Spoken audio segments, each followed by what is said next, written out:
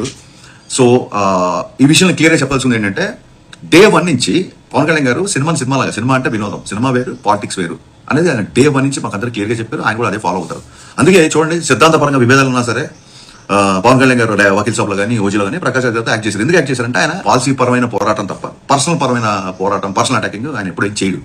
So ఆయన day 1 నుంచి క్లియర్గా చెప్పాడు, హరీష్ మన సినిమాలో ఒక డైలాగ్ కానీ, ఒక సన్నివేశం కానీ, లేదా ఒక రెఫరెన్స్ కానీ ఏ ఒక్క వ్యక్తి చిన్న పుచ్చుకలా చేసినా, ఏ ఒక్క వ్యక్తిని కొంచెం ఇరిటేట్ చేసినా, ఏ ఒక్క వ్యక్తి తప్పుగా ప్రొవోక్ చేసినా, the whole purpose of cinema అంటే వినోదం, the whole purpose of cinema will not be served, అలాంటివి చేయొద్దు అన్నారు.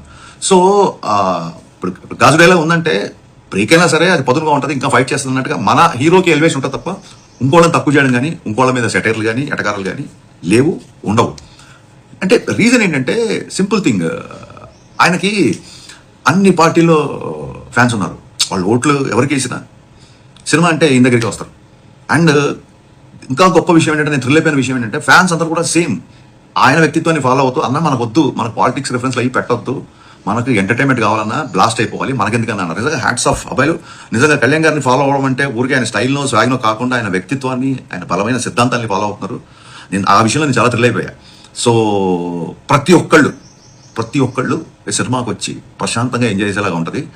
సో ఏ ఒక్క వ్యక్తినో, ఏ ఒక్క పార్టీనో, ఏ ఒక్క వర్గాన్నో చిన్నపుచ్చుకోలా కానీ, కించపరిచేలాగా కానీ, వెట్టకారపు ధోరణి కానీ ఎక్కడా సినిమాలో ఉండదు. అందరూ కలిసి ఎంజాయ్ చేయాలని సినిమా యొక్క ముఖ్య ఉద్దేశం.